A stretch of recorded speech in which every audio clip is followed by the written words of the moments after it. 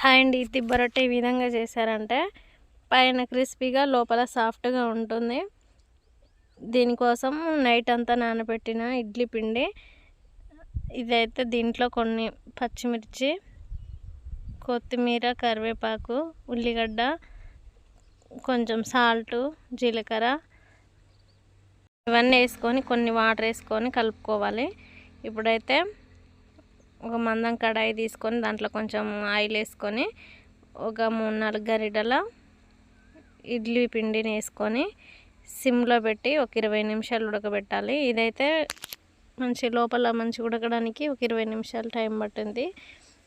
దీన్ని మళ్ళీ రెండో వైపు తిప్పి 5 నిమిషాలు ఉంచుకుంటే ఎంతో టేస్టీగా ఉంటే దిబ్బ రొట్టె అయితే ప్రిపేర్ అయితే ఎప్పుడు టిఫిన్లే కాకుండా అప్పుడప్పుడు ఈ విధంగా చేశారంటే ఇదైతే హెల్త్కి చాలా మంచిది. మన వీడియో కనుక నచ్చినట్టయితే ఒక లైక్ చేయండి, షేర్